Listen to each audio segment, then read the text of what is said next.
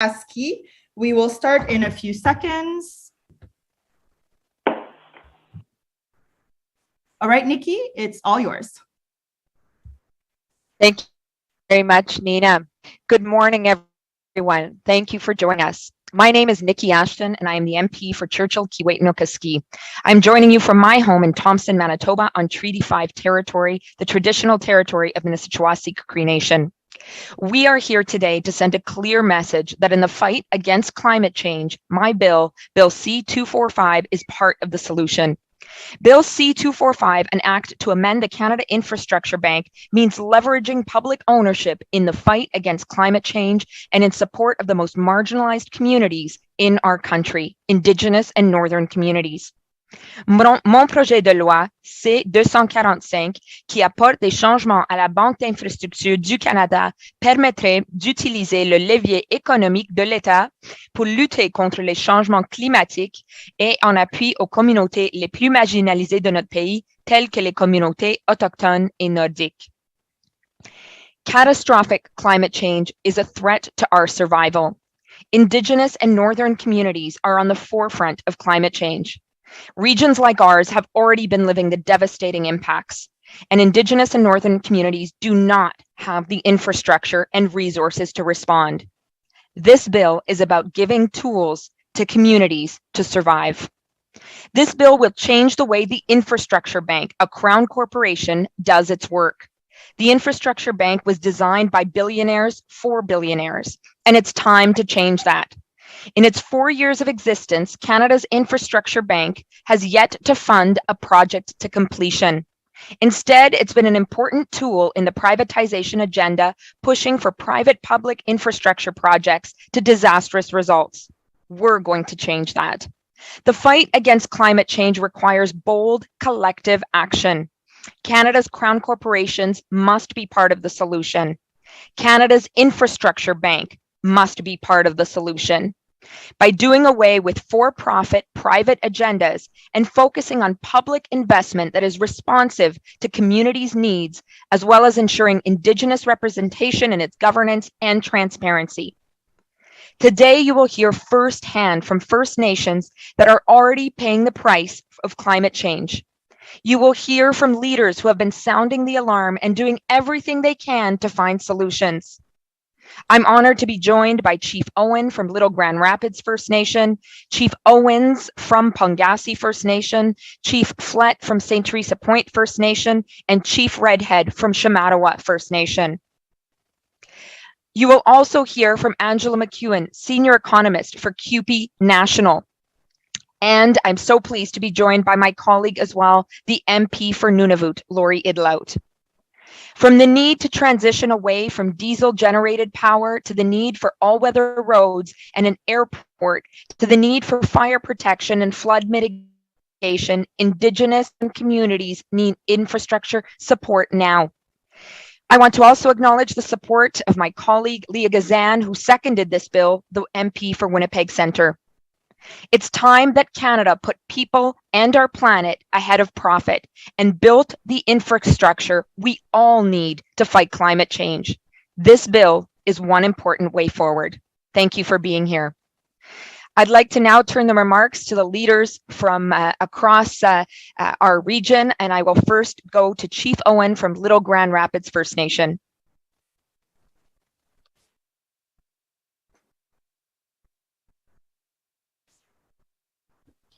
Chief Owen, I think you're on mute. Oh, there we go.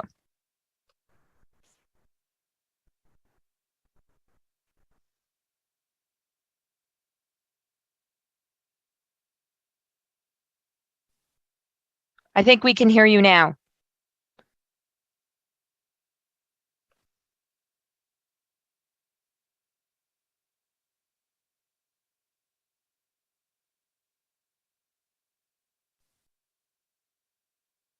Chief Owen, can you hear us?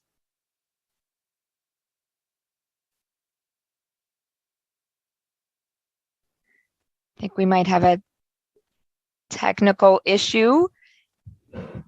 Perhaps, oh, can you hear us, Chief Owen?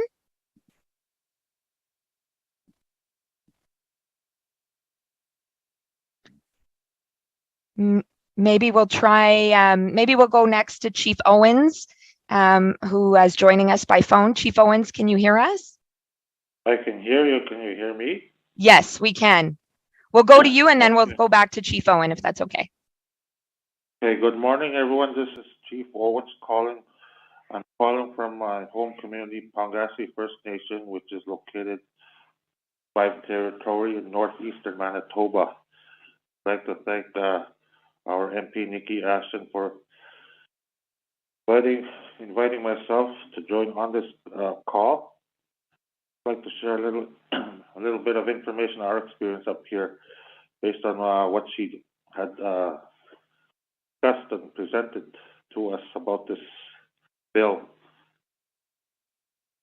Bill C-24, I believe it is. That Bill C-24? 245. 245, sorry. For ourselves, for our community, I guess we have seen the effects of climate change over the past few decades, and it is real. So I was kind of surprised, like when first told us about this Canada Infrastructure Bank. We've never heard of it. I've never heard of its existence and how it's supposed to provide access to funds for isolated northern communities, build up the infrastructure, and it's something that we'd like to make use of and get some projects underway. One of the areas we're lacking, the main area we're lacking, is an airport. Our community, about 700 members. The only way in and out of our community is by float plane during the summer. During the winter, we have a winter road be getting shorter and shorter. The season seems to be getting shorter and shorter every year. That's the time we have. That's the only time of the year we're able to bring in all our supplies for all our community projects, and that's throughout the year. We'd like to see something happen there where it's possibly an alternate route where the season is extended. And I'm sure a lot of people have heard of the recent evacuations over the past few years. We had 2 full evacuations, and one partial evacuation, I believe. The last one being for 2021 from July to October for about a 3.5 month period, which was very disruptive. Also, the other areas we were looking at is maybe some investment in addressing firefighting issues there. We haven't. These events that we face in terms of forest fires seem to be a recent events. I've spoken with a few of our elders and asked them if they've encountered that in the past, which they don't recall this occurring. So we'd like to see something happen in there for our community, and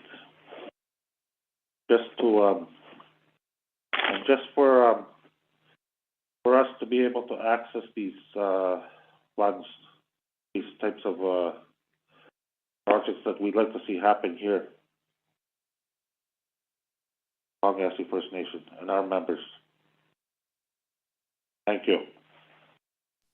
Thank you very much, Chief Owens of Pongassi First Nation. And I think we have Chief Owen from Little Grand Rapids First Nation on the phone. Chief Owen, can you hear us?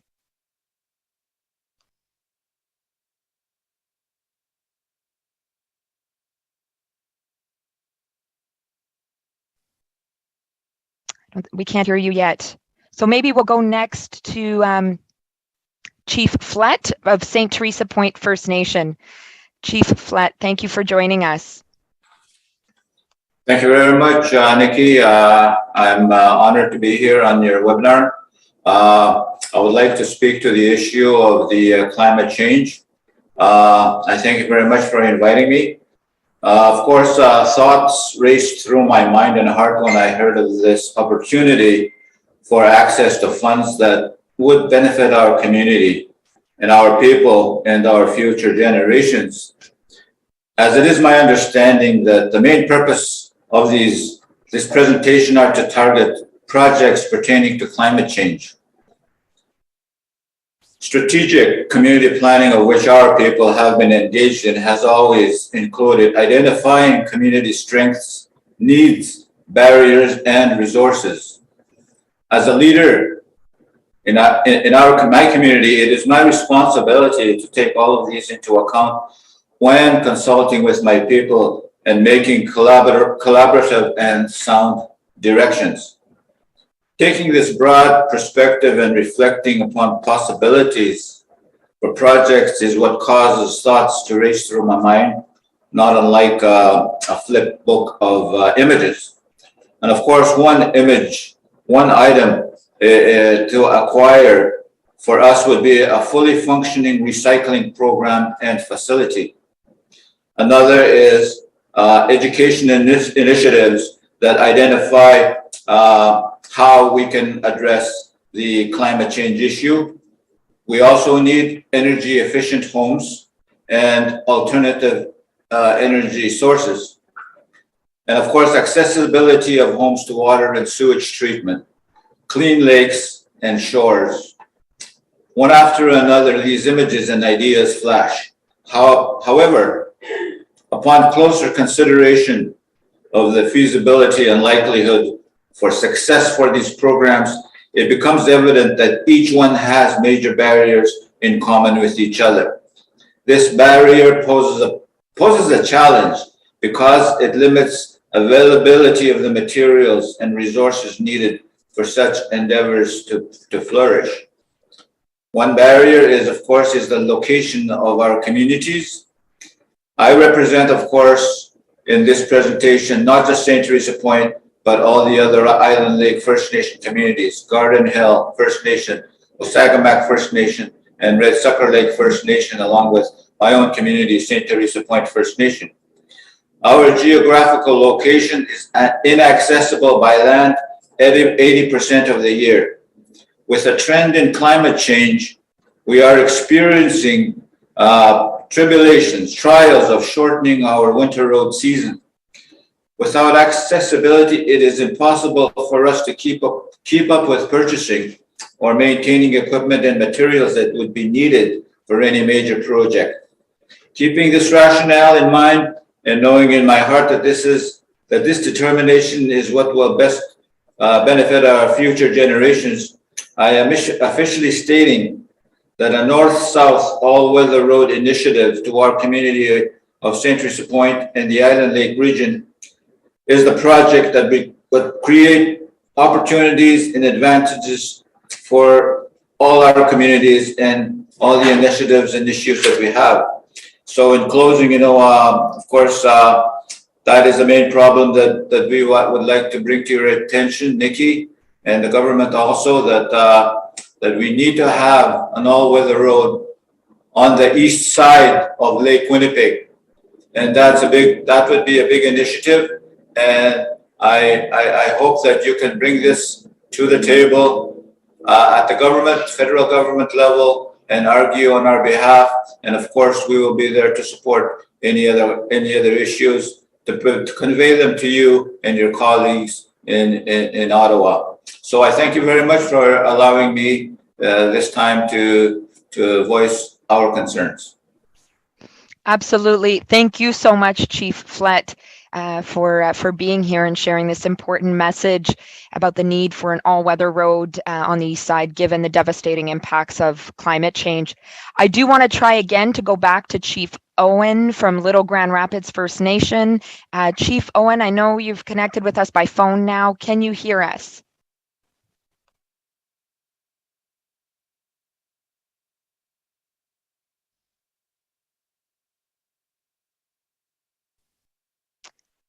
I'm not seeing the unmute. So maybe we'll go to our next guest, Chief Eric Redhead of Shamattawa First Nation, and we'll try Chief Owen again right after that. Thank you so much for joining us, Chief Redhead. Good morning, Nikki, and good morning, Chiefs. I'm Chief Red of Shamattawa First Nation, and I guess one of the benefits of seeing this bill passed would be connecting Shamattawa to the main hydro line. Right now, Shamattawa is dependent on burning dirty diesel in order to heat our homes, to turn on lights, and to generate power for the whole community. You know, it's 2022, and I think it's time we bring Shamattawa forward into 2022. And so I'd really like to see this bill passed and all parties support it in order for us to make real changes when it comes to climate change and impact on our environment. And, you know, we're talking about all-season road, and that's another thing that Shamattawa would like to see. Every year, our road gets shorter and shorter. The life of our winter road gets shorter and shorter. And so it's a rush to bring in goods, to bring in diesel, to bring in food, housing material, all this other stuff. That window of opportunity shrinks every year due to climate change. But I think one of the most important things to mention too is that we've spent millions and millions of dollars cleaning up our soil, cleaning up our environment because of dirty diesel, contaminated soil. The health of our members are really, really important. So we need to transition away from dirty diesel to clean energy. And one of the ways of doing this is to passing MP Ashton's bill in the House of Commons. So that's really what I'd like to say for now. Thanks. Thank you so much, Chief Redhead, and for that very clear message shared by many communities, including in the far north, represented by my colleague MP Lori Idlout, who we will hear from in a few minutes. Before we move forward, I do want to try Chief Owen as well, who has indicated that he has tried unmuting on his end. Chief Owen, can you hear us? It shows that you're muted on the screen. Can you hear us?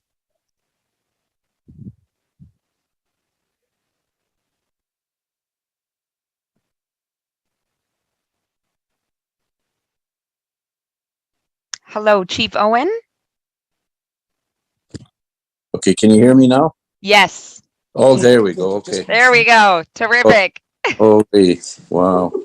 Finally. Thank you, Chief Owen. This is, we'd love to hear from you. Reminder, Chief Owen, the Chief of Little Grand Rapids First Nation. Go ahead.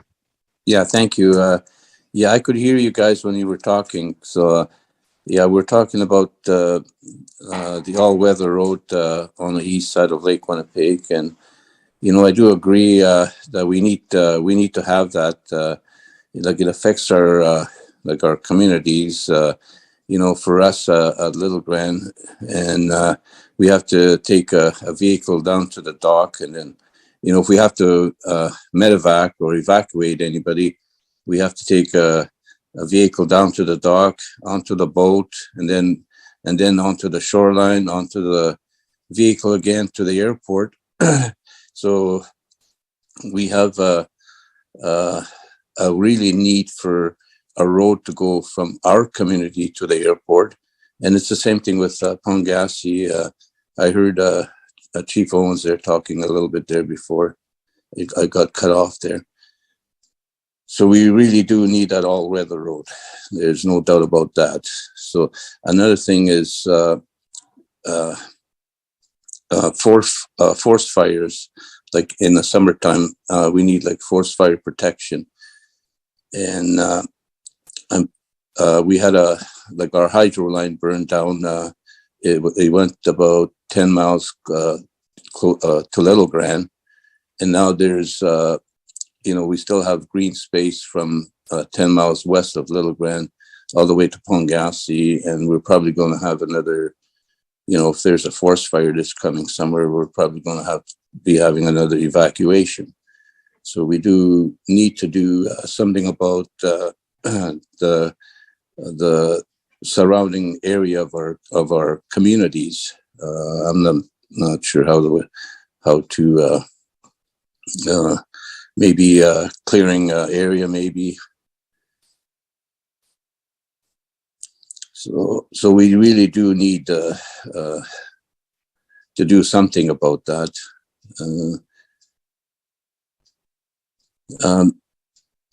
I'm not sure if there's anything else I can say that we really do need something to happen here by way of all-weather road, protecting the community, and we also, I'll touch on a little bit about we need the infrastructure in the community. Like right now, we have a nursing station. It's very small, and we need our like all our programs to be under one building. Right now, we're scattered all over the place, and nobody can do their jobs properly. So I think that's about all I have to say for now. I'm a new chief that just came in, and we've got lots of work to do. So thank you for listening. Thank you, Niki. Thank you very much, Chief Owen, and for sharing what your community has been through. Again, Little Grand Rapids, along with Pungassi First Nation, 2 First Nations here in Manitoba that were evacuated for 3.5 months this year because of devastating forest fires. Thank you for being here to share what your community needs. Before we move on to the next speakers, I want to reiterate, you've heard examples of critical projects that First Nations, Indigenous communities need in the face of devastating climate change, the need for an all-weather road in the east side of Lake Winnipeg, and all-season roads across the region, an airport for Pungassi, which is completely isolated for a good chunk of the year, sustainable housing, and very importantly, the transition from diesel to green energy, a critical step in mitigating the impacts of climate change by significantly reducing the carbon footprint of communities that have no choice but to depend on diesel at this time. These are the kinds of projects the Infrastructure Bank could be funding. It is the kinds of projects that they are not funding. And what we're saying through this bill is that has to change. Our next 2 and final speakers are Angela McEwen, the senior economist for APTN National. Angela, you're next.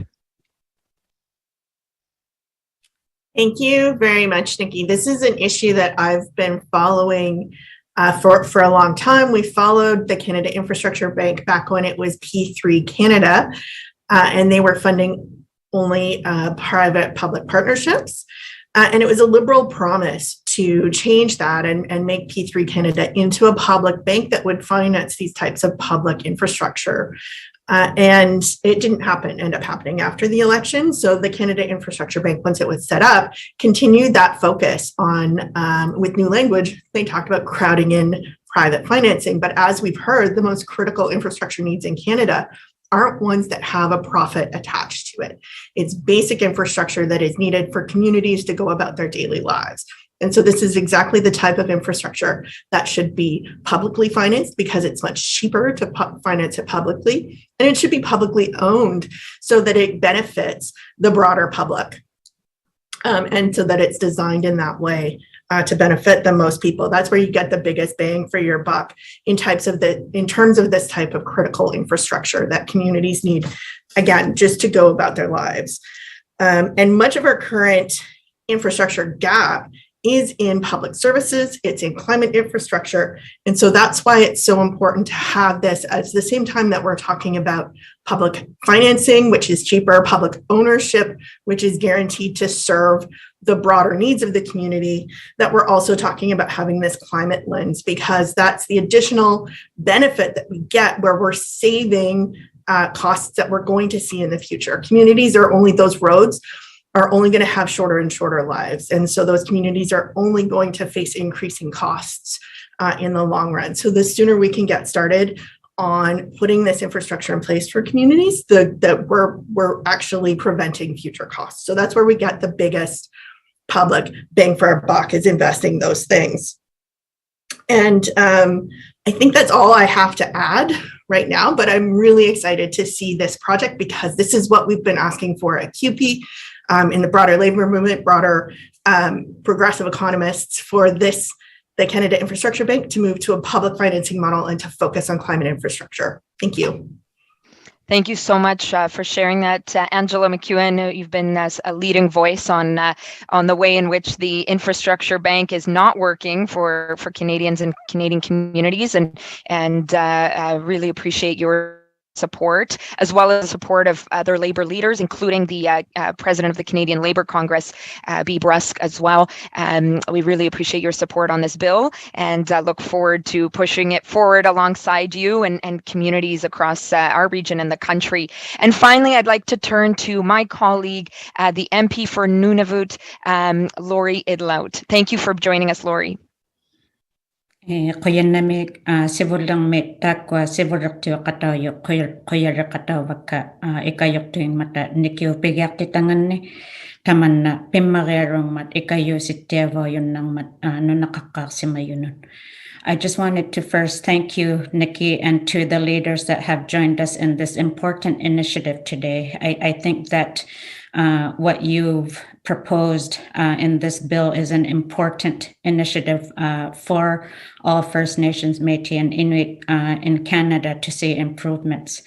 I just wanted to briefly re-emphasize some things that have already been said about the unfortunate impacts Nunavut experience on a daily basis because of infrastructure troubles. A lot of all 25 of the communities that I represent in Nunavut run on diesel. And so improving this legislation, I think, will help to make sure that we have funding that can be applied by public organizations like the Kudlik Energy Corporation so that they can move towards sustainable development. I think that this piece of legislation is an important way to ensure that we can invest in sustainable infrastructure projects. And I think that through this legislation, we could see many First Nations, Métis, and Inuit applying to be self-reliant so that they can choose on their own what projects that they will focus on in the communities that they represent. Finally, I just wanted to mention as well that this is an important improvement for reconciliation to be realized. If the Liberal government chooses not to approve this bill, I think it will be a terrible message to send out to First Nations, Métis, and Inuit, because allowing this bill to pass will allow First Nations, Métis, and Inuit organizations, governance structures, corporations to be able to move towards relying on their own resources to focus on impacts that they know could be beneficial to communities in a sustainable way. We all know that First Nations, Métis, Inuit, we all have a huge focus on environmental protection and making sure that we're doing our best to manage the land, the water, and the wildlife. And we know what's important to protect the environment around our territories, and allowing this legislation to go through will allow First Nations, Métis, Inuit to prioritize on how to raise funds that will have a better impact and that will move away from damage causing infrastructure. So I really appreciate your willingness to include me in this important messaging that we must share with all Canadians. Thank you so much, Lori Idlout, the MP for Nunavut, for your powerful words. And that is indeed what we are calling for today. We are calling for all party support for Bill C-245, an opportunity to take action on climate change, to leverage public ownership in the fight for climate change in support of communities that are already paying the price, Indigenous communities and Northern communities. We want to make sure that there are solutions being put forward by this federal government where there are none right now to address the increasingly devastating impacts of climate change in communities across our country. And with that, I would like to thank everyone who spoke today that joined us from across our region: Chief Owen, Chief Owens, Chief Flett, Chief Redhead, Angela McEwen, MP Lori Idlout. And now we are open to taking any questions folks might have. Thank you very much. So I would like to invite members of the media, if you have a question, to please use the raise hand function for a question and follow-up. J'aimerais ça inviter les membres des médias qui ont des questions. Veuillez utiliser la fonction lever la main au bas de la page pour une question et une question de suivi. When I call your name, I would just ask you to please identify your media outlet as well. So I will go ahead with Fraser Nidam. Please go for it. Good morning. Can you hear me okay? Yes. Yes. Okay. Yeah. So I guess what I was wondering is what type of money, if these changes went in with the infrastructure bank, would communities be able to leverage? Are we talking millions, billions, or what kind of area of funding would be available? Well, first off, the bill is it is a private member's bill, and so we work with the parameters of the House when it comes to private members' bills, which there are limitations when it comes to directing money. But what our hope here is, by changing the Act, what we are doing is putting the infrastructure bank in certainly solidifying its role as a Crown corporation, and pushing it to leverage funding and investment in similar ways as other Crown corporations like Export Development Canada, other entities like CMHC, and certainly allow for greater investment, and we hope as well creative ways of investing, like an example that's been presented by many progressive economists, the use of green bonds, for example. We certainly, our intent is to change the Act and push the infrastructure bank in a direction where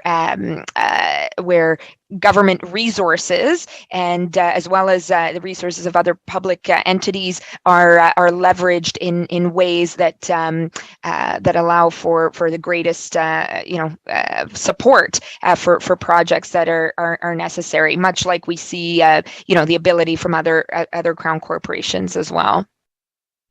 Okay, and maybe Angela, did you want to add to that, please? Yeah, I just want to add to that the Canada Infrastructure Bank is already capitalized with $35 billion that they can invest. And so what Niki's bill does is just reorient the prioritization for investing that money into these types of projects that we're talking today, instead of what their current priority is looking for private partners to find projects that generate some kind of profit for the private partner. So it's just reorienting where that existing money would go. Okay. And just to follow up that, it sounds, not that familiar with this bank or how it came into being, but it sounds like the intention, or what the NDP is saying anyways, the intention was for it to be a public sector type of bank, but this got changed somewhere along the line after the election, if I'm correct. And then I have some ideas of my own, but maybe you could just outline why the private sector would not be able to fulfill, if they are searching for private funds, would not be able to fulfill some of these infrastructure needs. So I know that's more than one question. No, I'll start off, and actually maybe given your work, Angela, if you wouldn't mind adding to it as well. First off, the Infrastructure Bank is a creation of the Liberal government. Former Finance Minister Bill Morneau was a big driver of it. And I think certainly if you look at sort of the public relations side of it, it was certainly brought up as a bank, a public entity that could address address the growing infrastructure needs of Canadians in general. And what we're saying is that the bank is a failure, right? It has not seen one project to completion. Its for-profit motive is not something that fits the kinds of infrastructure needs communities have. And then if you add the climate change piece, we need bold action now, and the infrastructure bank is not equipped to deal with that. So what we need is a change in direction and improvements across the board. So we're suggesting moving out cutting out the private investment, cutting out the for-profit, which again has been proven to be disastrous in other ways for communities, but also adding Indigenous representation to the board, which is non-existent at this time, and transparency, the need for annual reports, which is also not required by the bank at this time, which I think would be pretty shocking to most Canadians, given the amount of money that they have to work with. So what we're suggesting in the NDP, we've been very critical of the infrastructure bank over the years, and we're certainly seeing this bill as a way to fix it, and what we hope will be done urgently to address the needs in the context of the climate crisis, and with particular priority given to Indigenous and Northern communities. Angela, would you like to add to that? Absolutely. Yeah. So the story that the narrative when the infrastructure bank was created after the election was that there was a whole bunch of private sector money out there that was looking to be put to good use and could be put to sort of environmental social goals, but they needed, private money to help facilitate it. But that narrative turned out to not be true. They had a real problem finding private sector partners that were looking for this type of thing. So it was really a solution in search of a problem. It wasn't the gap that they identified in the market. The market disagreed. The market was like, no, thanks, we're fine. We can invest in things on our own. And the stuff that we need, our actual infrastructure gaps, are places where there is no profit there, which is why they're current gaps, right? The market hasn't addressed these problems because there's no profit for them. And so that's where the private sector or the public sector really needs to step in and do that for benefit. We're talking about water and wastewater. We're talking about roads to communities. We're talking about getting off diesel, so clean energy. Those types of projects, there's the reason that they haven't happened is because there's no profit there. And so the cheapest way to finance it is by the public sector. The federal government can borrow at 2%. So the Canada Infrastructure Bank, as an arm of the federal government, as if it were a full crown corporation, would have access to that cheaper financing. And so would be able to support communities in making these investments. Right now, municipalities and First Nations communities can't borrow on their own. So that's a barrier for them to investing the money on their own to build these investments. So borrowing from the Canada Infrastructure Bank, having that public bank be the financing agent for these communities to get these projects started is really, really important. And so the Canada Infrastructure Bank, you'll find if you look over the past few years, it's rejigged a bit a couple of times trying to address these concerns, but it's never really come back to that initial goal of being a public bank. And there are lots of places in Canada and globally where we have public banks that are being used to address climate change.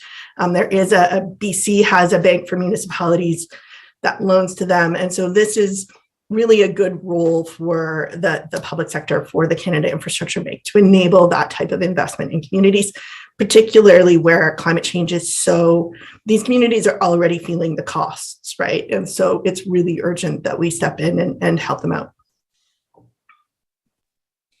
Thank you very much. So now we're going to go to Natasha Belowski with the National Observer. Please go ahead. Hi, can you hear me okay?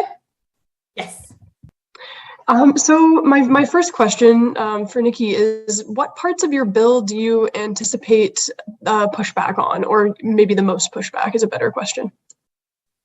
Oh, where to begin? Yes. Well, first off, what we're saying here, it really starts from the premise of the fact that the National Infrastructure Bank is a failure, right? It is not meeting its intended goal. It is not delivering for communities in the very desperate way communities need response, and it's also not in tune with the crisis of our time, right? The crisis of climate change, and so for us, it wasn't. It was critical that we put forward a changes to the act that really seek to reform the infrastructure bank and reorient it in the direction that frankly it was intended to go.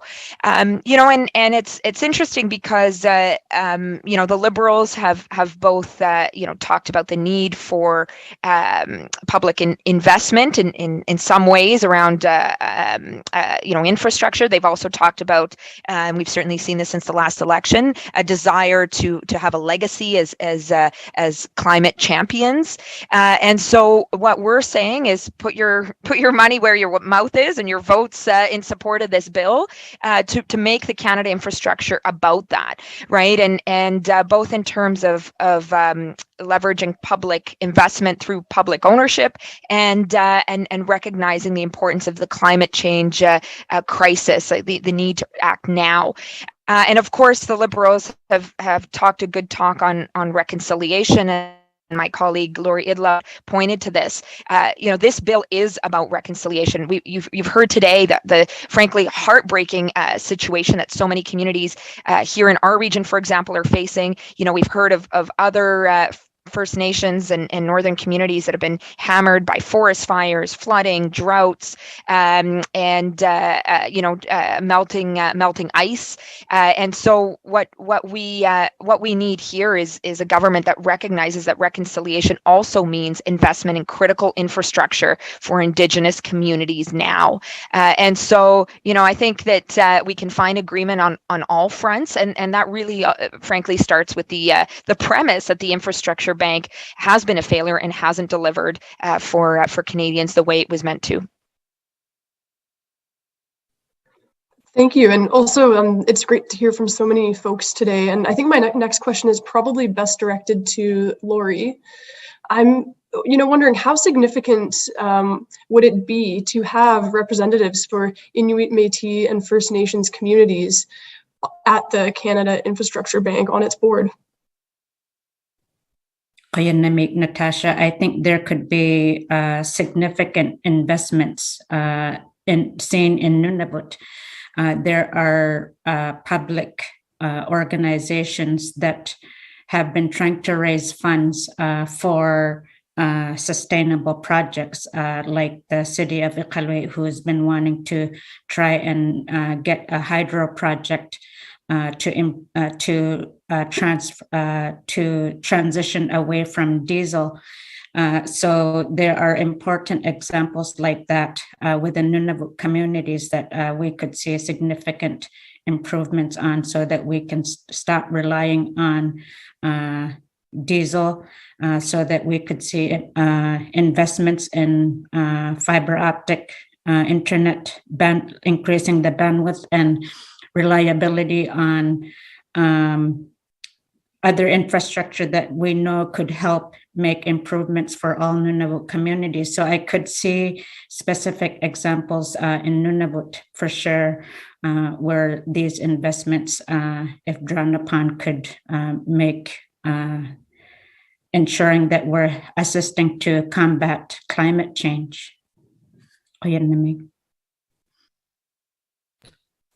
Thank you very much. So I see that we have no more questions. I will pass it back to Niki for closing.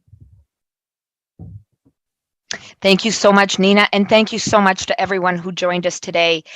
You've heard a clear message that the climate crisis is here.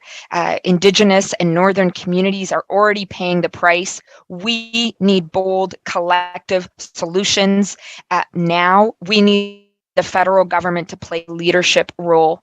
And one of the ways it can do that is by changing the direction of the infrastructure bank, a public entity, a crown corporation that should be there in support of Canadians, not in support of billionaires and their profits, corporations and their profits, but in support of communities in the face of the greatest crisis of our time.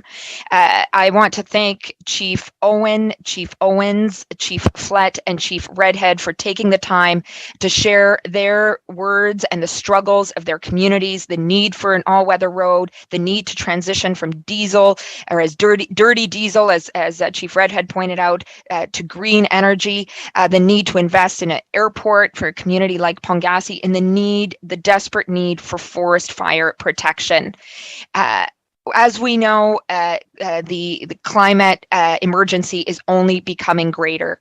This bill is our opportunity to act now to make a difference for communities across our country, with particular priority in Indigenous and Northern communities. I want to thank Angela McEwen, somebody who's been at the forefront of critiquing the bank and showing a way forward, and really who's been a strong voice in the need for public ownership to be part of the solution in fighting climate change. That's something that we are saying is critical going forward. And finally, I want to thank my colleague, Lori Idlout, who's such a strong voice for Nunavut, for Northern communities, and I so appreciate her support and the support of my colleagues in pushing a way forward, a way that is rooted in hope and tangible action by redirecting the Canada Infrastructure Bank and making crown corporations like the Infrastructure Bank work for our communities in the face of the climate crisis now. Thank you so much, and we look forward to keeping you in tune on our campaign going forward. Thank you. Thank you very much. Merci beaucoup. This concludes our press conference. Ceci met fin à une conférence de presse. Have a good day, everyone. Thank you so much, everyone. Thank you so much, Lori. Thank you so much, Angela. Thank you, Chief Flett. I'm not sure if everybody's still online. Chief Redhead, Chief Owens, Chief Owen. I know everybody's very busy. I so appreciate what you've shared, and we'll be in touch about the next steps. Thank you.